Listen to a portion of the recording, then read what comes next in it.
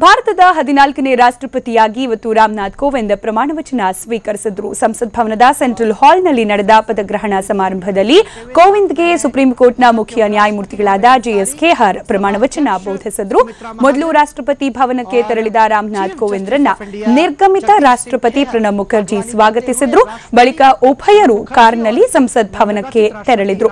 ಸಂಸತ್ ಭವನದಲ್ಲಿ ಇಬ್ಬರೂ ನಾಯಕರಿಗೆ ಶಿಷ್ಟಾಚಾರದಂತೆ ಸ್ವಾಗತ ಕೋರಲಾಯಿತು.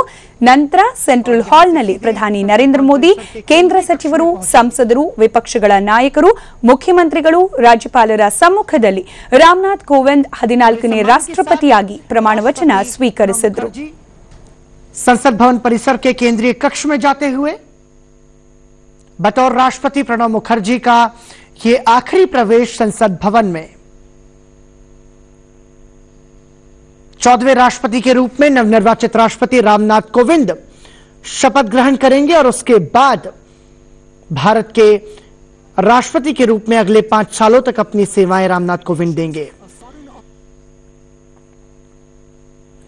निश्चित रूप से इन तमाम सारे पलों को राष्ट्रपति प्रणब मुखर्जी अपनी सुनहरी यादों के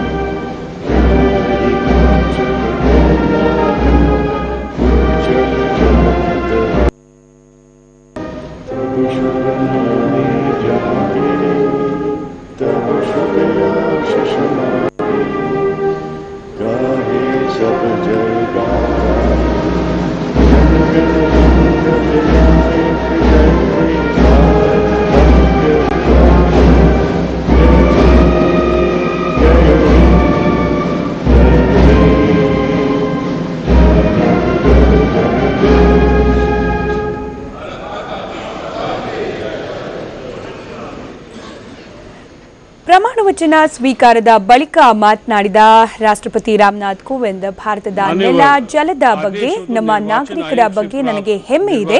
ದೇಶ ನಿರ್ಮಾಣ ಕೇವಲ ಸರ್ಕಾರದಿಂದ ಮಾತ್ರ ಸಾಧ್ಯವಿಲ್ಲ, ಎಲ್ಲರೂ ಇದಕ್ಕಾಗಿ ಶ್ರಮ ವಹಿಸಬೇಕು ಅಂತ ಹೇಳಿದರು. मैं ईश्वर की शपथ लेता हूं कि रामनाथ कोविंद ईश्वर की शपथ लेता हूं कि मैं श्रद्धापूर्वक भारत के राष्ट्रपति के पद का कार्यपालन करूंगा भारत के राष्ट्रपति के पद का कार्यपालन करूंगा तथा अपनी पूरी योग्यता से संविधान और विधि का परिरक्षण, संरक्षण और प्रतिरक्षण करूंगा और मैं भारत की जनता की सेवा और कल्याण में निरत रहूंगा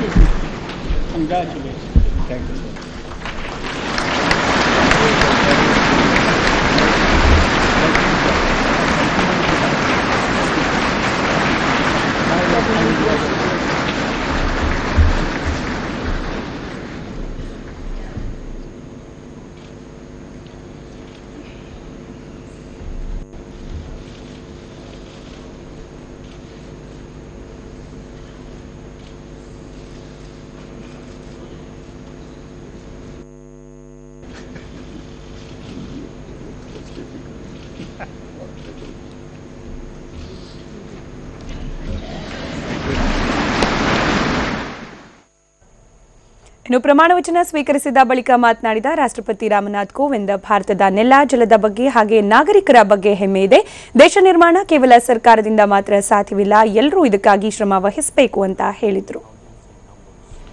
आदरणीय श्री प्रणब मुखर्जी जी, श्री हामिद अंसारी जी, श्री नरेंद्र मोदी जी, श्रीमती सुमित्रा महाजन जी, न्यायमूर्ति श्री JS खेहर जी, एक्सेलेंसीज, संसद के सम्मानित सदस्यगण, देवियों, सज्जनों और मेरे देशवासियों,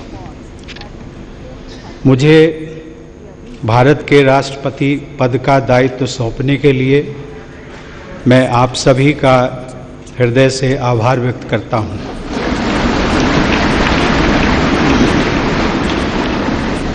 मैं पूरी विनम्रता के साथ इस पद को ग्रहण कर रहा हूं। यहां सेंट्रल हॉल में आकर मेरी कई पुरानी स्मृतियां ताज़ा हो गई हैं। मैं संसद का सदस्य रहा हूं और इसी सेंट्रल हॉल में मैंने आप में से कई लोगों के साथ विचार विनिमय किया है। कई बार हम सहमत होते थे, कई बार असहमत, लेकिन इसके बावजूद हम सभी ने एक दूसरे के विचारों का सम्मान करना सीखा। यही लोकतंत्र की खूबसूरती है। मैं एक छोटे से गांव में मिट्टी के घर में पला बढ़ा हूँ। मेरी यात्रा बहुत लंबी रही है, लेकिन ये यात्रा अकेले सिर्फ मेरी नहीं रही है, हमारे देश और हमारे समाज की भी यही गाथा रही है। हर चुनौती के बावजूद हमारे देश में संविधान की प्रस्तावना में उल्लिखित न्याय, स्वतंत्रता, समानता और बंधुत्व के मूल मंत्र का पालन किया जाता है और मैं इस मूल मंत्र का सदैव पालन करता रहूंगा।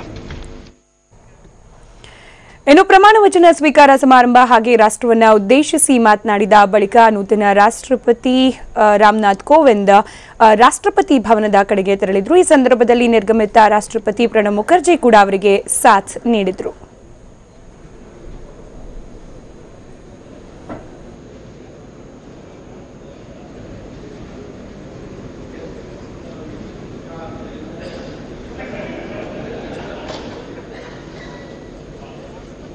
रामनाथ कोविंद भारत के 14वें राष्ट्रपति के रूप में उन्होंने शपथ ग्रहण की और वो अब अपने दायित्व का निर्वहन करेंगे। 21 तोपों की सलामी के साथ नवनिर्वाचित राष्ट्रपति रामनाथ कोविंद को शपथ ग्रहण के बाद 21 तोपों की सलामी दी गई। प्रधानमंत्री नरेंद्र मोदी का अभिवादन करते हुए तमाम सभी मंत्री, मुख्यमंत्री विभिन्न राज्यों के और सांसदों से मिलते हुए नवनिर्वाचित राष्ट्रपति रामनाथ कोविंद शपथ ग्रहण के बाद की संसद भवन परिसर के केंद्रीय कक्ष से ये सीधी तस्वीरें आप देख रहे हैं। अपने संबोधन में राष्ट्रपति रामनाथ कोविंद ने कहा कि हम सभी ने एक दूसरे के विचारों का सम्मान करना सीखा है और यही लोकतंत्र की खूबसूरती है। न्याय, समानता, बंधुत्व के मूल मंत्र का पालन मैं करूंगा, ये शब्द अपने संबोधन में रामनाथ कोविंद ने कहे। संसद भवन परिसर के केंद्रीय कक्ष में तमाम सभी लोकसभा, राज्यसभा सदस्यों और राजनीतिक दलों के प्रमुखों से मिलते हुए और अब संसद भवन परिसर से बाहर कूच करते हुए राष्ट्रपति रामनाथ कोविंद, पूर्व राष्ट्रपति प्रणब मुखर्जी, साथ में है लोकसभा अध्यक्ष सुमित्रा महाजन, भारत के उपराष्ट्रपति हामिद अंसारी। अब हम यह कह सकते हैं कि एक तरह से पूर्व राष्ट्रपति प्रणब मुखर्जी को